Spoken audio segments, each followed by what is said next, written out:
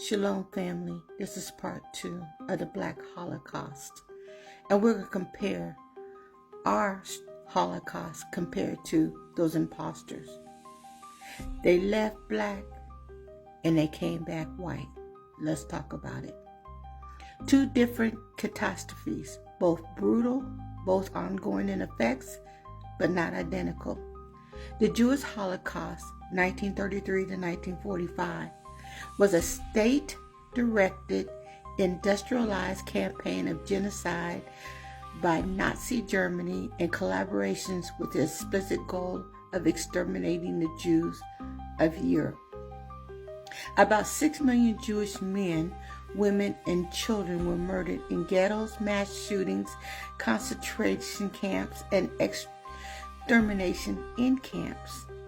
After the war, the scale, the documented bureaucracy, and surviving Jewish organizations made the crime plainly legible and attributable to a state that could be pressured and legally required to make reparations.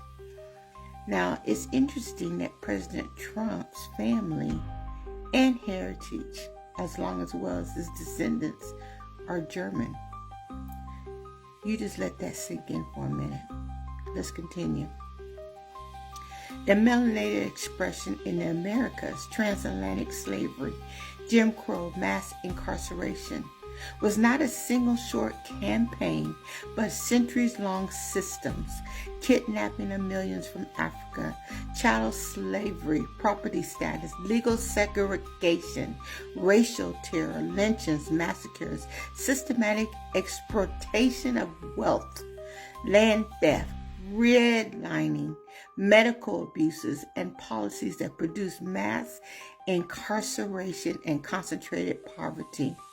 The harm was massive in scale, intergenerational, and dispersed across centuries and institutions rather than carried out as single, easily attributable act by one government. The results: death, stolen labor and wealth, cultural erasure, and broken families are comparable in human cost to the gravest atrocities, but the form is different. Cumulative structural violence rather than a single genocidal campaign. So why reparations happen for the Jewish survivors and why comparable reparations for Black Americans haven't happened? I'm going to explain it to you as clear as I can. Reasons reparations in varying forms were secured for the Jews. Clear state responsibility. The Nazis were a government that declared and carried out genocide. The post-war German state, West Germany, accepted legal and political responsibility to some degree and negotiated. Concentration of victims and survivors.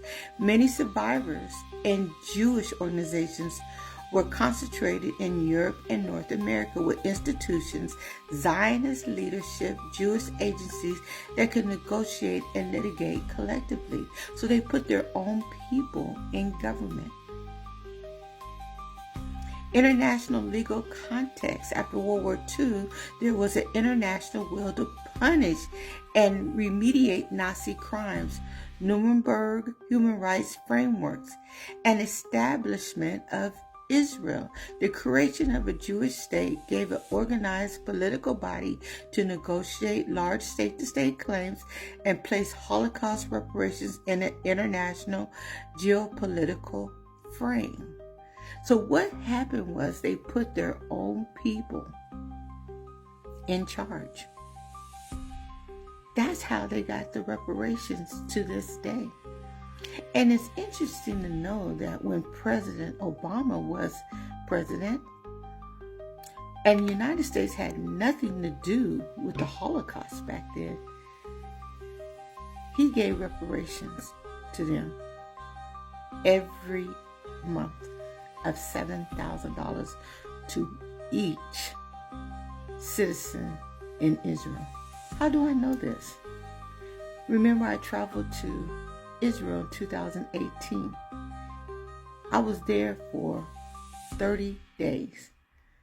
And I was able to go through Israel, which is only 3 minutes, 3 miles long. It's not very big. It's not even bigger than Los Angeles. It's not very big. But you'd be amazed on, I think it's like over 7 or 8 different countries are giving their people restitution for life. And they brag about it. And they laugh at us. They're condescending. They're arrogant. And they're very racist. How do I know? I asked, where were all the melanated people? They said the Cushites, they are not allowed to come into our cities. They're on the outskirts. They live on the outside. And guess who's on the outside besides the Cushites? It's the Palestinians. And they do not like Israel. And there's a big sign, size of a billboard. And if I could find that picture that I have, it says, if you are an Israeli, do not cross this line. And they have a big old yellow line that they cannot cross. Either or, the Palestinians or Israel, they cannot cross that line. And when we were on the bus, they had to literally stop like 50 feet before that line. The bus driver had to get off the bus as well as the tour guide. They had to get in the car and leave. Then the Palestinian bus driver would come, get on the bus, and the tour guide came on. But before they came on, guess who came on before them? It was the Palestinian soldiers with their AK rifles. And they checked each one of the people that were on the bus to make sure that they weren't Israelis. They checked all of us. And then they got off the bus, and then we went on into Palestine.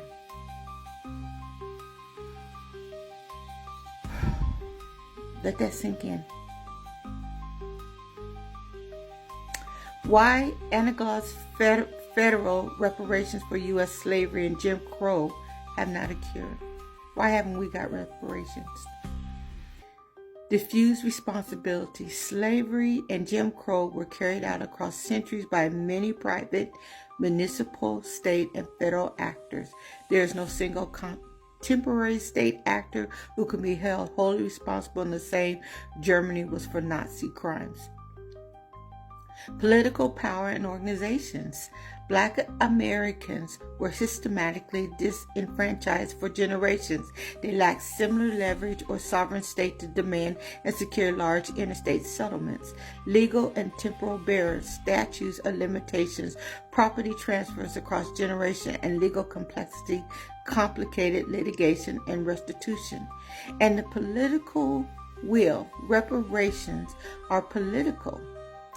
There has not been consensus among U.S. political institutions to adopt nationwide binding reparations, though there are local state initiatives and growing legislative proposals, congressional proposals, and commissions.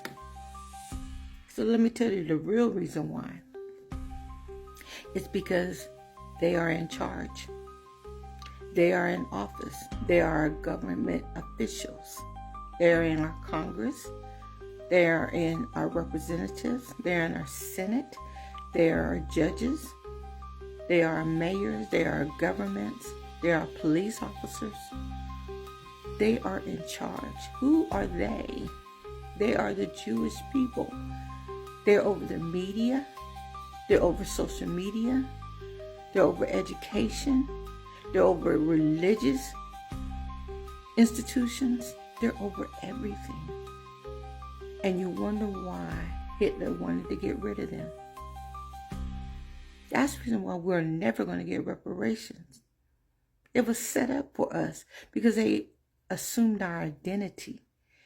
And if we ever got reparations, then they would have to say, if they the people, then who are you? We're going to talk about part 2 of our identity and bloodline.